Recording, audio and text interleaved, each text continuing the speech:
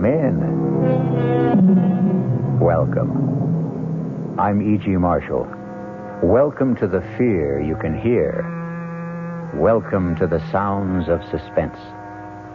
It was the ill-fated Prince of Denmark, Hamlet, who lamented, "The time is out of joint. Oh, cursed spite, that ever I was born to set it right." Many people before and since have echoed the same cry of despair, but none with more compelling justice and reason than Ethan Vigil, clockmaker and destroyer. Ethan Vigil, for whom a special clock struck a magic and an evil hour. You got your box in. Your move, Jake. No, don't rush me. I'm thinking. God in heaven, Ethan, how can you stand that infernal racket? What racket? Oh, you mean the clock striking? I don't even notice it anymore. Well, go ahead. What do you want to give up? No. Who can think of a chess move with all hell breaking loose? From now on, start our games after midnight. Have to drive a man stark, staring mad. I swear to Sam Hill, Ethan, you deliver.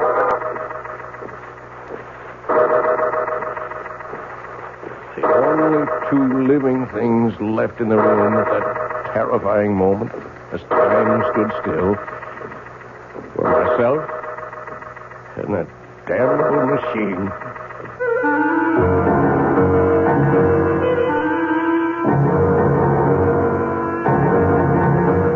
Our mystery drama, Time and Again, was written especially for the Mystery Theater by Ian Martin and stars John Beal. It is sponsored in part by Anheuser-Busch Incorporated, brewers of Budweiser, and by the Kellogg Company, makers of Kellogg's Special K cereal. I'll return shortly with Act One. When you drink beer, do you tilt the glass for long, hearty swallows? Or just tip it and sip it? Well, sipping's the thing for wine. But Budweiser beer is a hearty drink, brewed for zest and character. The best way to enjoy Bud is to drink it. Not chug-a-lug, just man-sized beer drinker swallows. That's when that famous Budweiser taste, smoothness, and drinkability really come through. Smoothness and drinkability that come only from natural carbonation and exclusive beechwood aging. Smoothness and drinkability, too good for any half-hearted sipping. So drink up. You'll see that brewing beer right does make a difference. And that when you say Budweiser, you've said it all. Anheuser-Busch, St. Louis.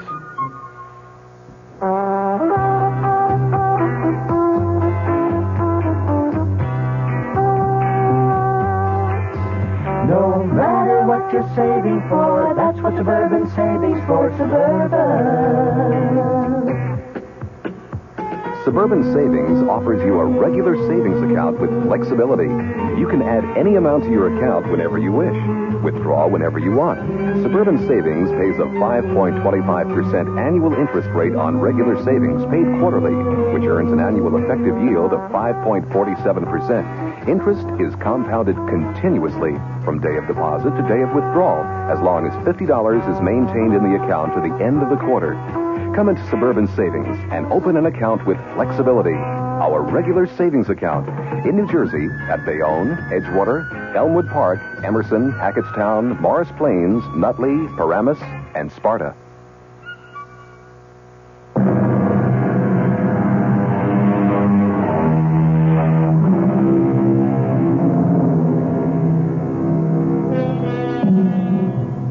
Few of us can resist the fascination of an auction, and I'm no different than most, which is how and why I happen to possess this curious document, which reveals a bone-chilling account of how many lives were lost so uncannily and eerily to the inhuman demands of what Ethan Vigil called that damnable machine.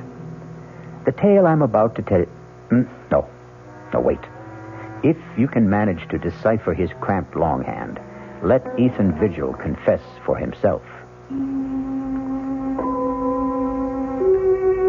I, Ethan Vigil, clockmaker by trade, am writing this in case, when the moment comes, I fail to destroy the hourglass clock.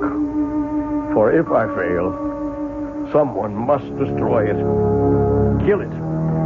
End its ghastly existence before God knows how many innocent people will die to satisfy its insatiable thirst. The clock itself came into my possession more or less by accident. I was working late at my shop one night about a year ago, and I heard a tapping on the closed glass door. Nation, some people can't read signs. Darn fools like to break that glass. Stop that. Can't you see I'm closed? Governor, please.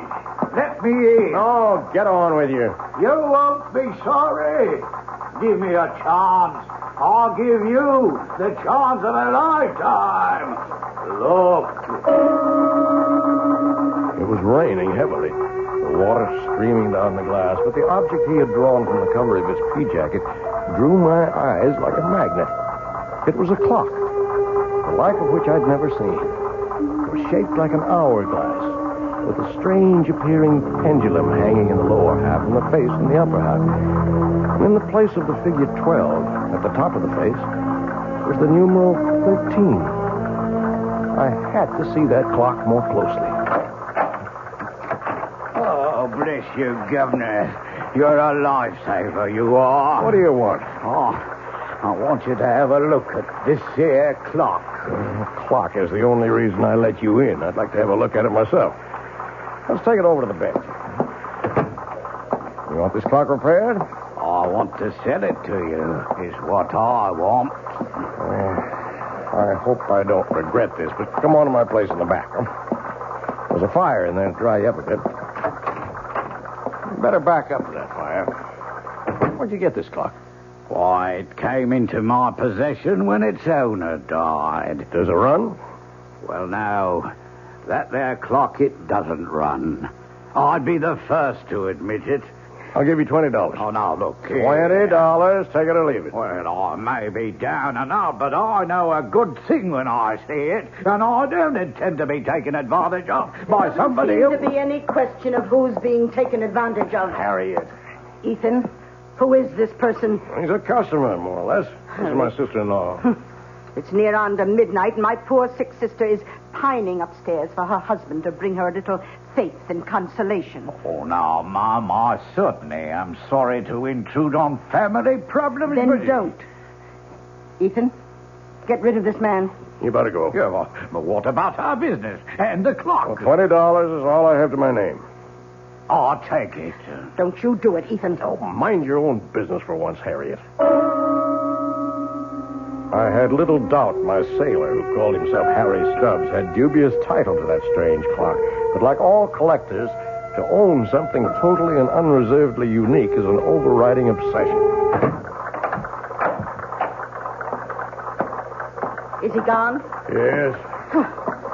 Oh, just look at this place after you had that derelict in here. Lights on all over the place, eating up money. To say nothing of good hard cash thrown away on that piece of junk on the table. It was my own money. What own money? You and Henrietta wouldn't even have a roof over your heads, let alone a piece of business, if it weren't for me. Oh, no, it's my money that keeps you going, and don't you forget it. Now, you lock the door to the shop. I still have some repairs left to do. You'll have to get up early tomorrow and do them. I just wanted to have another look at this clock. You'll waste no more time or light or fuel down here tonight. If it wasn't for good money paid out, I'd take that piece of junk on the table and dump it in the rubbish.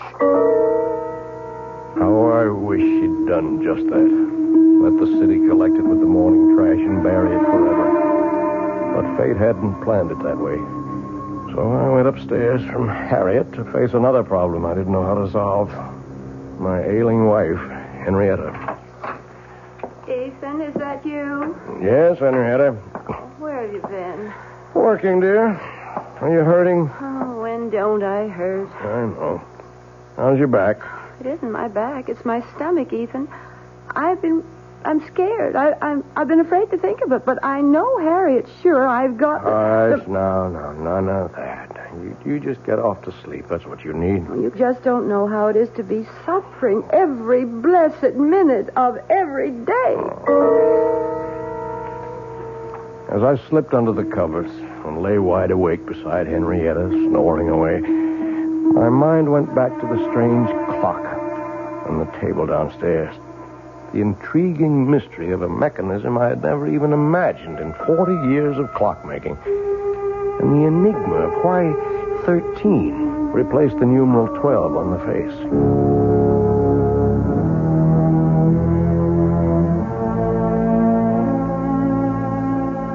All the next morning, between my infrequent customers, I puzzled and poked and pried to reveal the workings of this bizarre clock. But by 1 o'clock in the afternoon, when I was completely stymied, my wife surprised me by coming out to the bench in her bathrobe. Henrietta, what's wrong? I've been calling for someone. Where's Harriet? Well, she went to market. I'm sorry, I didn't hear you. Oh, I've got those blinding headaches again. Could we send for Dr. Royce? Is that the old clock that Harriet told me you threw away hard-earned money on? It's a very valuable antique, an original. And it was my money. Does it run? No. And what good is it? It's worth $20 as it is, at least. In working condition, it could be priceless. Oh, can you fix it? Oh, I don't know. Why not? Well, look at it, Henrietta. Have you ever seen anything like it? First of all, the hourglass shape of the case. What's inside? Well, that's the problem. Except for the 2 round glass windows.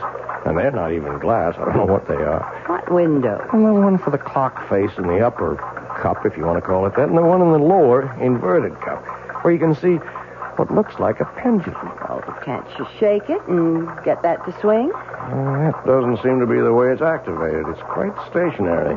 Funny lopsided shape. Maybe it melted or something. Can't you get into the works? Only through this lid on the top. Now, look. There's all you can see of the works. Very old. Wooden gears, wooden pinions, wooden axles. No way to lift it out.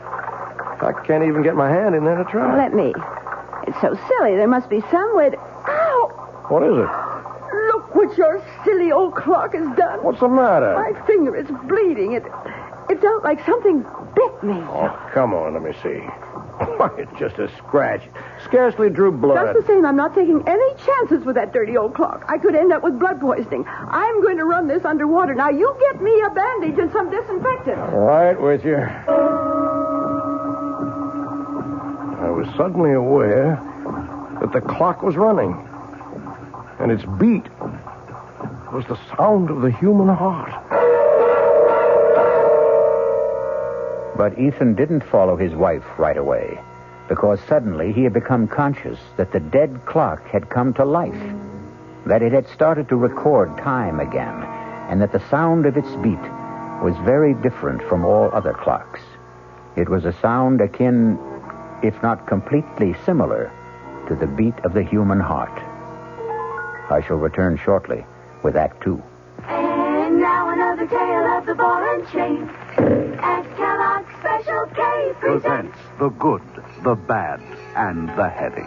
Why is that cowboy wearing a ball and chain? Because carrying around extra pounds could be just like carrying around a ball and chain. How symbolic. What will it be, senor? Give me the Special K breakfast. Here you go. For a Special K, skim milk, orange juice, and coffee. Say, don't I know you from someplace? You probably don't recognize me with my ball and chain. I used to be 10 pounds lighter, but I'm getting back that way by exercising and eating smart at every meal. Starting with this here Special K breakfast. What's so special? It's less than 240 calories, 99% fat-free, and delicious. It's going to help me get rid of this here ball and chain. I bet your horse will be glad to hear that. another ball and chain bites the dust. Your happy ending could begin with the Kellogg's Special K breakfast. That's Kellogg's Special K. That's right. Good night. This is WOR New York, your Mystery Theater station.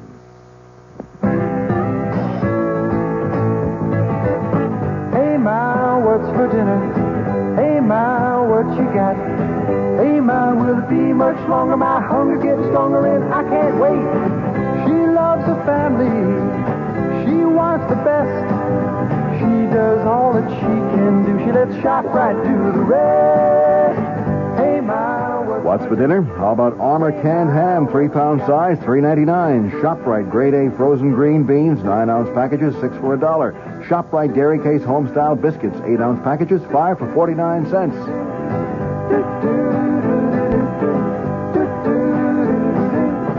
She loves the family. She wants the best. She does all that she can do. She lets ShopRite do the rest. Hey, Ma, what's for dinner? ShopRite has the answer.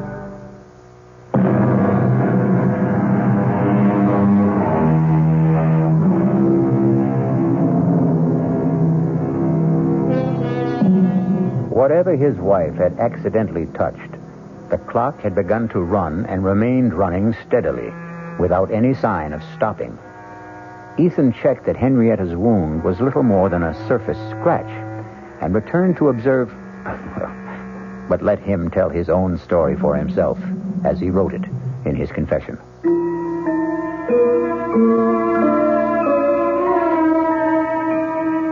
My examination of the clock as it ran made it even more of an enigma. Behind the face, beneath the lid, the gears I saw engage, second by second, operated the hands that told the time. What motivated them was obvious, the strange mass that I had supposed a pendulum weight, but which now, quite clearly, was a diaphragm or pump, opening and closing to create energy, in a motion like a human fist, or... Yes, suddenly I knew why the irregular shape was familiar, like the human heart. But what, in turn, motivated that, or fueled it, was the ultimate mystery. Everything about this clock was different, exotic, strange. Even its chime for the hours, plangent, plaintive, almost the sound of a human voice. I watched it irresistibly all day, all during the night, while I waited for Dr. Jacob Royce to come and examine my wife. Even while I waited for the result of that examination. What the devil are you doing out here, Ethan? Oh, I'm sorry, Jake. Just observing this clock. It's got me mesmerized. How's Henrietta? Oh, what am I going to tell you, Ethan? Same thing as usual. Yep. Not a trace of any physiological problem. Never is. Oh, there's a name for it if it's of any help. Chronic inadequate. Someone who just can't handle the simple process of life and has to make excuses for it. I'd better go up to her. Oh, there's no need. I gave her a sedative. Won't hurt her, but it might do you some good. Come on now. Let's play chess. If I set us up out here, all right? With all those clocks rattling away. I want to keep my eye on this baby here. If you can't sit up with one sick friend, you gotta sit up with another. And for the next 10 or 15 minutes, I did forget the clock that was to haunt the rest of my days. Inexorably, as we concentrated on the chessboard, all of the clocks ticked on towards 12 o'clock. And the moment when the explanation of that substitute number 13 was about to be made by the clock itself. Don't think much of your king's pawn variation, Jake. Got you boxed in. Your move. Don't rush me. Don't rush me. I'm thinking. Good Lord, Ethan. How can you stand that infernal racket? Huh? What racket? Oh, you mean the clock striking? I don't even notice them anymore. Huh? Go ahead. What do you want to give up? No. But who can think of a chess move with all hell breaking loose? From now on, we start our games after midnight. Enough to drive a man stark, staring mad. I swear to Sam Hill, Ethan, you deliver. After the 12th stroke of the hourglass clock's chime, there was no sound but the beat of the clock and my own heart. Everything else had stopped dead. My friend's mouth was frozen in the act of speaking. His hand poised over a chessman as though cast in bronze. Outside, like the old child's game, people had turned to statues. A car backing into a parking space was stopped in its tracks. The very raindrops hung motionless in the air like a spangled curtain. For everyone else in the world, save only me and that damnable clock, time was standing still.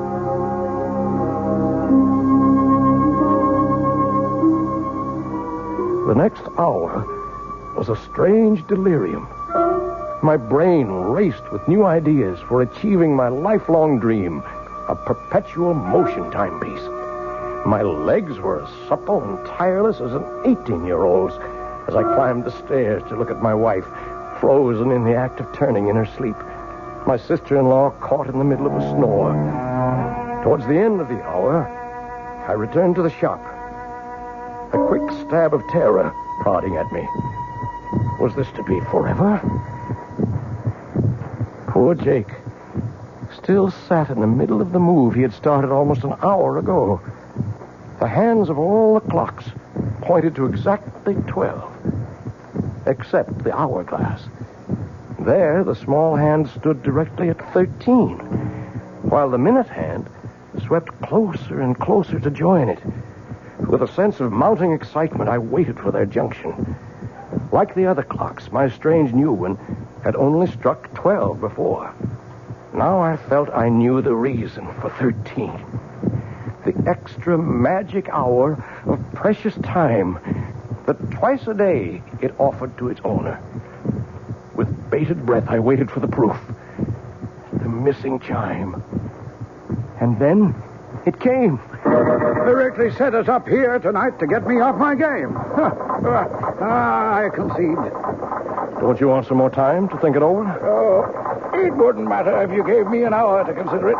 Tonight I'm too bushed to think. Just 1 minute after 12. We've only been at the game 10 minutes or so, and I feel as if I've been here for 70. Is it really only 10 minutes? You're the clockmaker, Ethan. Look all around you at your little markers. Yes, you're right. So it's true. You feeling all right? Never better. Why? You look a little strange for a minute. Matter of fact, Ethan, I've been meaning to mention it. I'd like to have you drop around to the office someday soon. What for? Well, you're not as young as you were, you know. And you've been pushing yourself pretty hard lately. Want to make a date now? No, I'll call you. No, don't forget. Now, there's something I wish all my patients were as healthy as. Yeah, 20 years since I started that old avocado tree in the window. And like Topsy, it just grew. Don't you believe it? Oh, that took a lot of tender, loving care. Watered just right, pinching it back, bringing it along to grow up right. Just like the child. I love that old tree. Well, listen, man's got to have something to love. Yeah, I reckon. Oh, you don't think there's anything really wrong with Henry, do you? No, I don't. Just another of her eternal spells. Well, night, old friend. Rain stopped. Good night, Jake.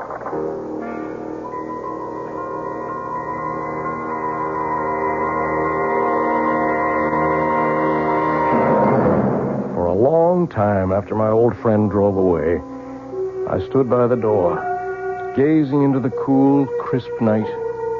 I didn't notice the cold. I was too full of a kind of welling excitement inside me. What a gift that clock had brought me.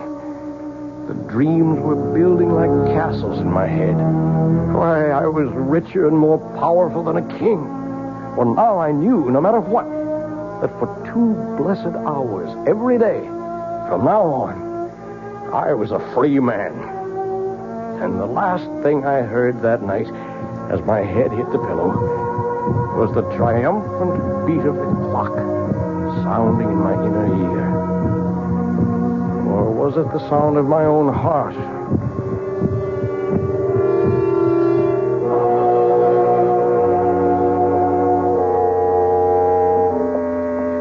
How is she, Doctor?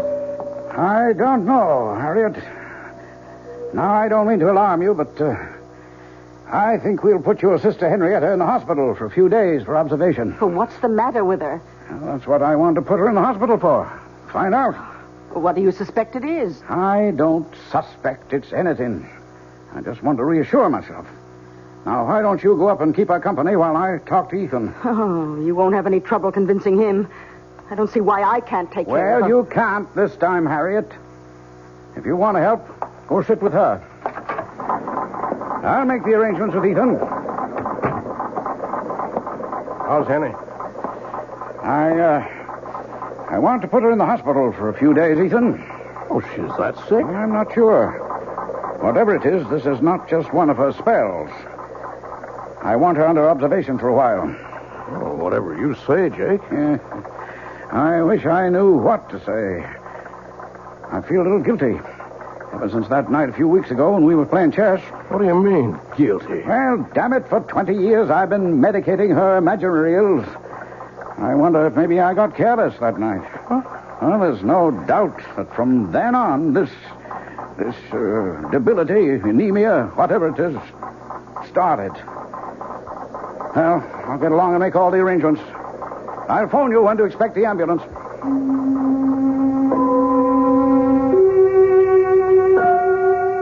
I had my own guilt nagging at me. In the month since I'd discovered the secret of the clock, I'd thought of pretty nearly nothing else. I waited as eager as a child for those 2 stolen hours every day.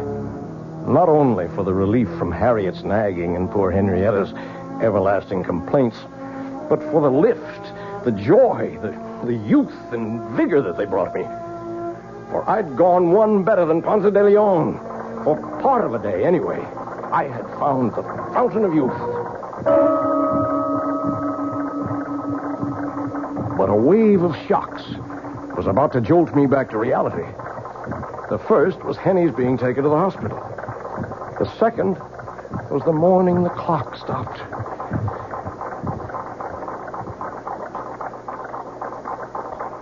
Oh, no.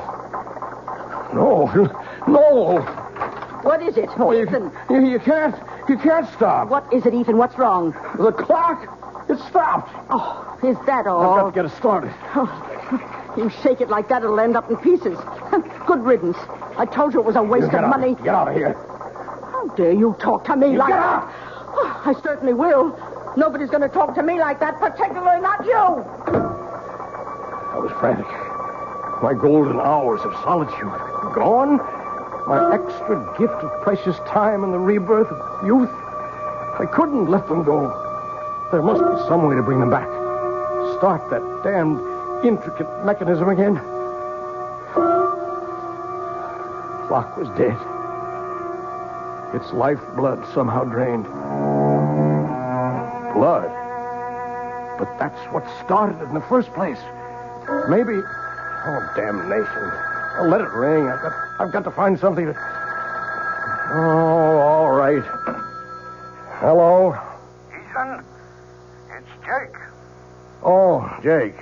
Look, I don't want to talk now. Oh, then you've heard. Heard what? About Henrietta? Oh, she's not... I just got back to my office and got a message from the hospital. I'm afraid she's passed away. Oh, are you sure? Well, I'm on my way to the hospital now, just on the outside chance. Better meet me there. I'm on my way.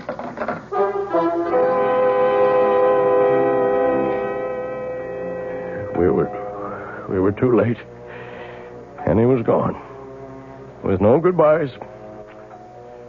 I sat by a nurse's desk, waiting for Jake to complete arrangements and drive me home. A young nurse came down the hall with a tray of blood samples, putting them on the desk. She came towards me. Mr. Vigil? Yes, nurse? Dr. Royce asked me to tell you he'll only be a minute or two. Oh, thank you, nurse. As she walked away, my eyes following her blindly, then I was looking at that tray of blood samples. Blood. It was Henny's cutting her finger that started the clock. Would that be the answer? I acted without thinking. In a moment, I had slipped one of the tubes into my pocket. and I was back in my seat before Jake came striding down the hall.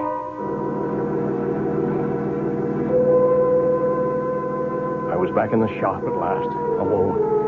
With shaking fingers, I lifted the lid, exposing the brain, or whatever it was, of the clock. Uncapping the tube, I poured in the blood. I looked at the dial. The hands were spinning around to the proper time. And then the clock was alive again. Its heart was beating.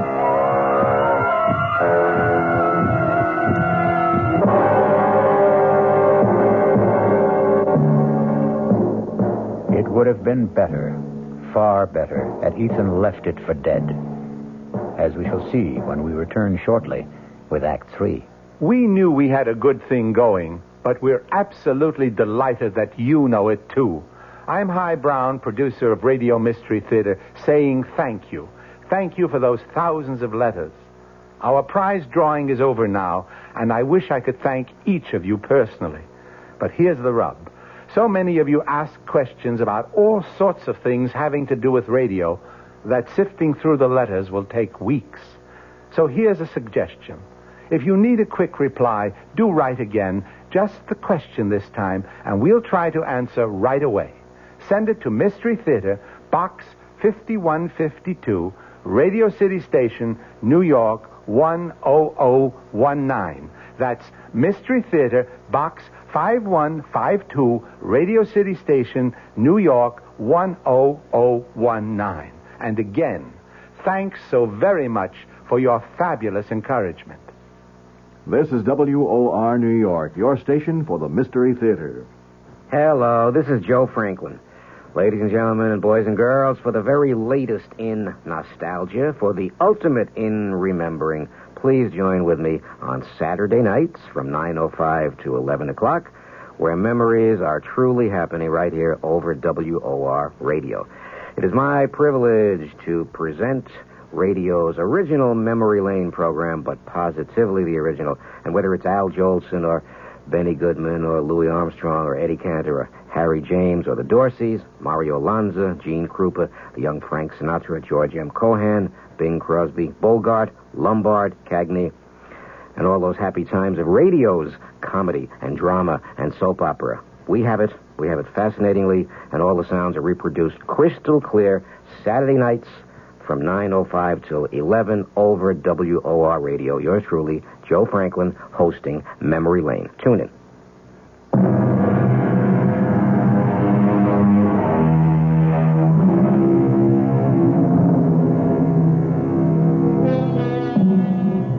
Which of us could resist the temptation of perpetual youth?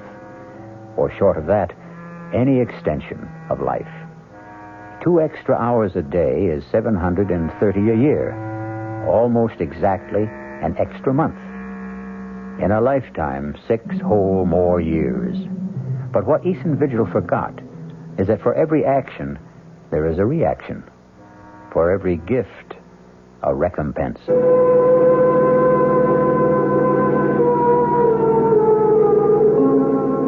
The saddest part of my confession is that after my wife's death, I became completely blind to everything but my 2 periods of escape every day. More and more, my sister-in-law, Harriet, took over the ordinary part of life, transforming my beloved clock shop into a nightmare, against which I preferred to close my eyes. Ethan? Ethan? What, Harriet? Would you mind helping me dress this window, please? Well, what's the matter with it as it is? If you just get away from that bench of yours for a moment and come here, perhaps I can show you. All right, Harriet. You know how I'm branching out now that I'm the active partner in the store. Oh, gewgaws and Jim cracks. Well, you might know you'd lag a mile behind the times. This is novelty jewelry, and to sell it, we must display it. Cheap claptrap. Now, first off, I want you to get this cheap, silly rubber plant out of the window. Rubber plant? That's my avocado tree that I grew with my own hands. Well, whatever it is, it takes up the whole window. I want it out of here. No, sir, not my tree. It needs the sunshine it gets. But what use is it? Starvation. Does everything have to have a function?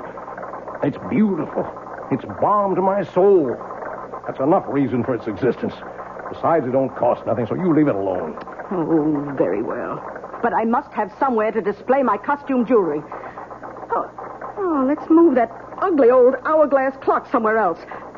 Why does it have to be right beside your bench where every customer comes... Harriet, I'm warning you. You leave that clock where it is. Don't you ever dare lay a hand on it, you hear me? Oh, my, aren't we touchy? Well, just let me remind you of something, Ethan. With Henrietta gone, her share goes to me, so I am 2/3 of this store. I can have it any way I want to. Over my dead body. You can do what you want with all your cheap, tinsely stuff, but you keep your hands off that clock. Oh, heaven's sake, all right. Don't you have an appointment with Dr. Royce? Oh, no, I forgot. I'll get right over to his office.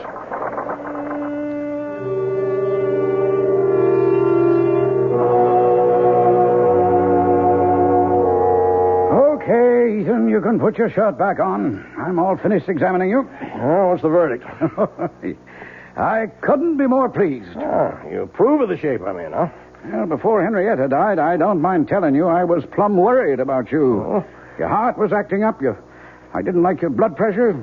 And there was a lump in your belly I could palpate big as a grapefruit. And now? Now I don't even need the x-rays I took. Know it before I see him. It's practically noon. Now go on. You don't need a doctor. Get out of here. Let me get around to the sick people outside who do.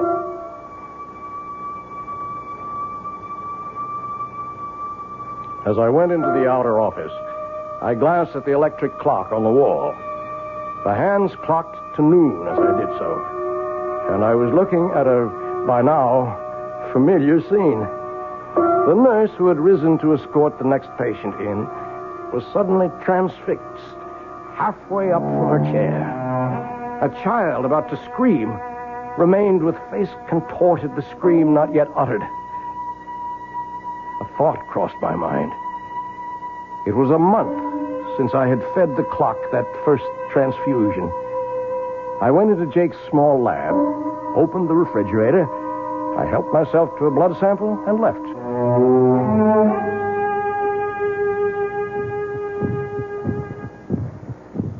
Back at the store, the only sound was the beat of my clock. It seemed a little labored to me, but for the moment I was too furious to see what Harriet had been at since I left. Draped all over my avocado tree were festoons of cheap tin and glass jewelry, and Harriet, a superior smirk on her face, was caught immobile in the act of adding more. I choked back my anger because suddenly, before I could move, the clock beat died. Why, Ethan, how'd you get back so soon? What are you doing to the avocado?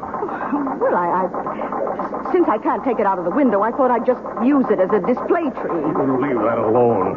As long as it's there, no one moves that or touches it, except me. You understand that? Well, you certainly don't have to be so abusive. Get away. Get out of here. Leave me alone. Oh, when you're in a mood like this, I'm glad to. I'm sorry to tell you that your precious clock seems to be out of order again. I hope this time it's broken for good. Good riddance. Poor old tree. But first, some special oil for the magic lamp. Please, God, you'll still run again.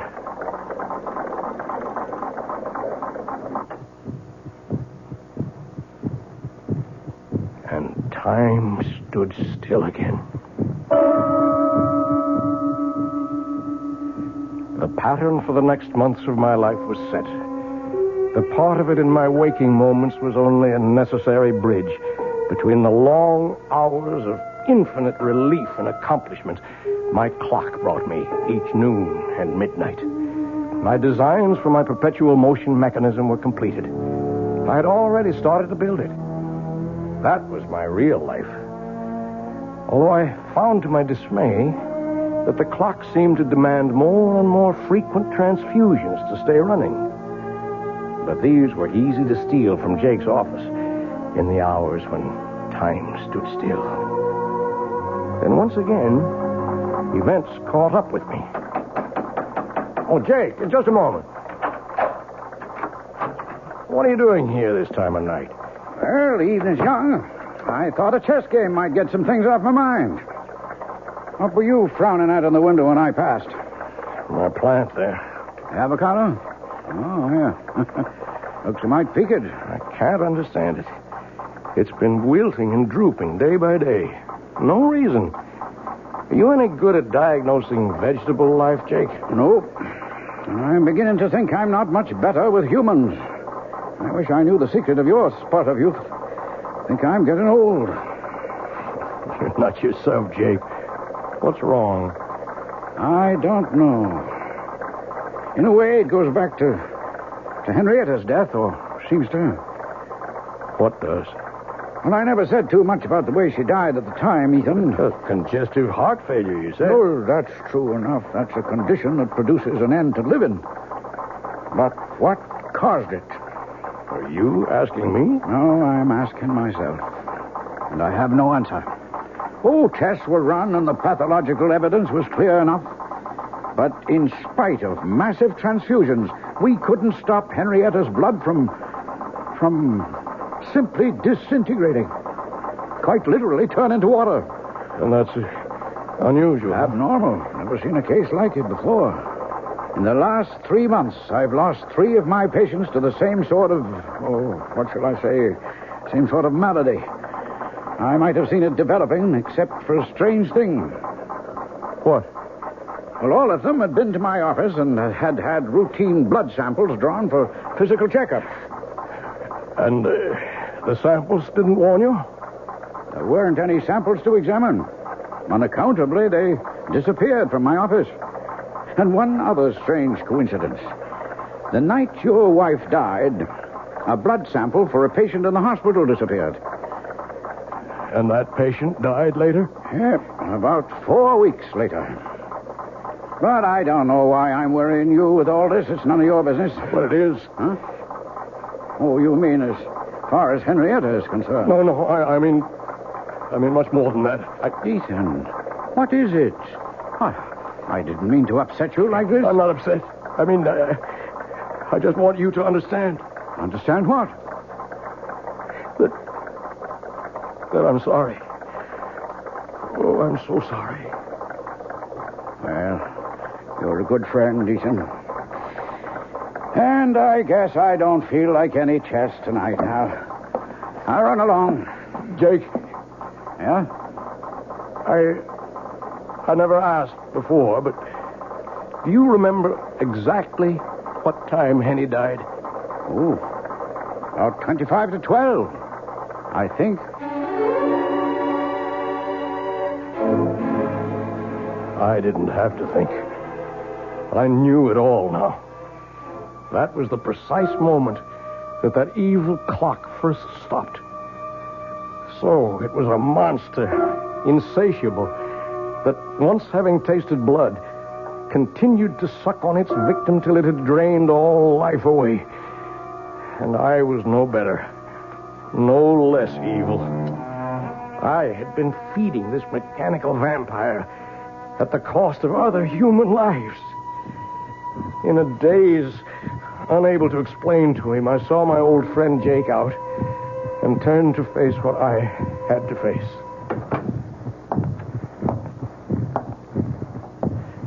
The shop was dark as I walked to the clock. My ears were so attuned to it by now that I'd been aware that it had started to labor and needed a fresh transfusion. I was more than a little mad by now, as in the dark I said to it, "Die! Damn you, you devil! Die!" My moment of triumph was brief.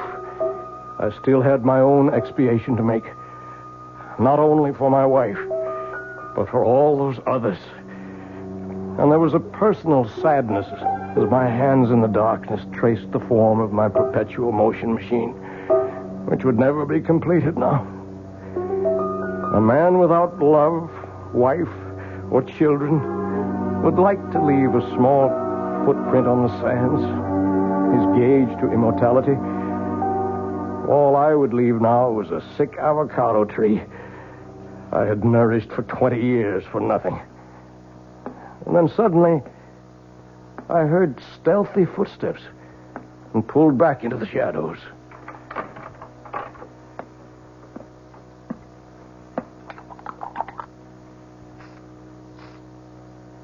Harry. Oh, I thought you'd gone to bed. What are you doing to the plant? Oh, why, it's just some food to make Let me see. It's a weed killer. You've been poisoning my tree. Why, you... Don't you touch me. Get away from me. Get away. Look what you've done. I've cut my hand. It's your fault. But finally you've smashed up this ugly old clock for good. It's dead. Just as dead as your precious avocado tree is going to be. And don't think you can save it. I knew you'd never agree to take it out of the window, so I've been poisoning it for weeks. It's as good as dead right now. And so were you, Harriet. So were you. Her blood had started the damn thing again. But this was to be the last time. What is there left to say? I have to watch another human being die. Slowly, inexorably, unable to arrest the inevitable. And even though it is someone I despise, my guilt is in no way lessened. The only pleasure I can take is that as Harriet sinks, so does that remorseless, evil, damnable machine. And once its heart is stilled, I shall destroy it forever. The one element I have not tried against it is the enemy of the devil. I shall take it, chained to my body, when we go to our grave in the river, to share it for eternity.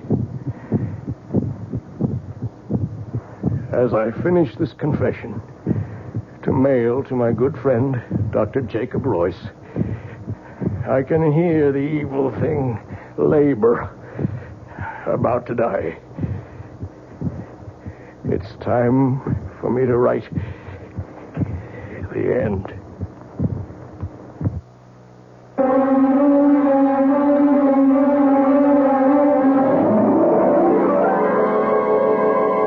So be warned.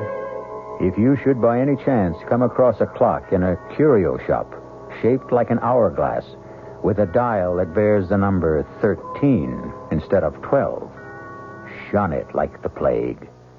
I'll be back shortly.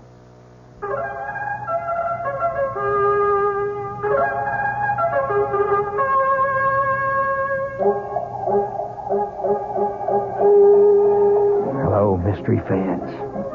This is the Creeping Claw. Yes, this is the Claw, and I'm coming your way. I'm coming your way, and I'm gonna get you.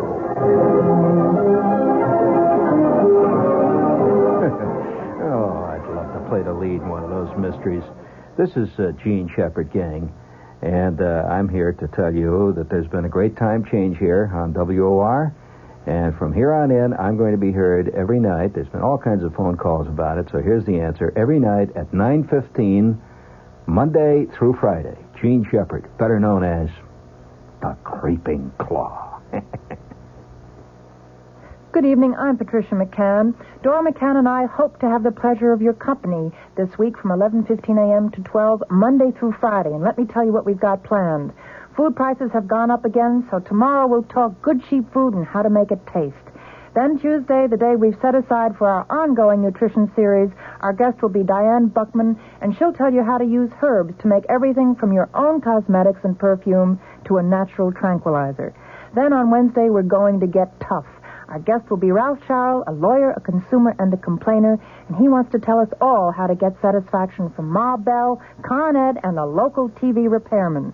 Thursday, Dora McCann interviews a lady who does a lot of ad-libbing in the kitchen, who doesn't think you should be uptight about a lot of the old rules and regulations. Her name is Glenn Andrews. She's author of Impromptu Cooking. And then last but not least, on Friday, you'll hear Muhammad Salam, who'll talk about his Middle Eastern restaurant, the Tripoli restaurant here in New York, one of the best. Have we got a date? Monday through Friday, the McCann program right here on WOR.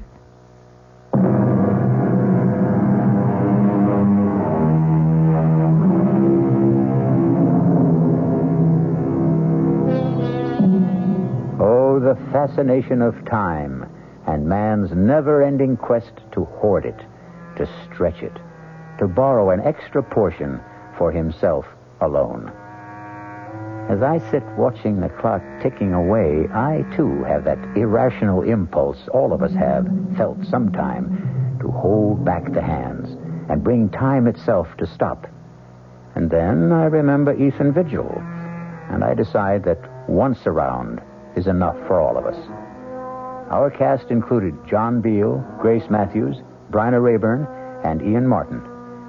The entire production was under the direction of Hyman Brown.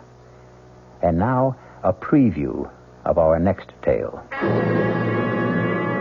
Deeply, hopelessly, irrevocably in love. Now, my boy, I've been a publisher a long time. I've talked to dozens of authors. They all fall in love with characters they've created. It happens all the time. She didn't exist before you created her, did she? She exists now. Good heavens, man. She came out of your mind. She has no life except the one you gave her. Maybe she did come out of my mind, but now she's got a life of her own. Well, in a manner of speaking, of course she has. And I want to prolong that life, Stephen. I predict great success for Clarissa. And for you. You and Clarissa are one, you might say. No, we are not one. We must never be one. I want her dead. This is E.G. Marshall inviting you to return to our Mystery Theater for another adventure in the macabre. Until next time, pleasant dreams.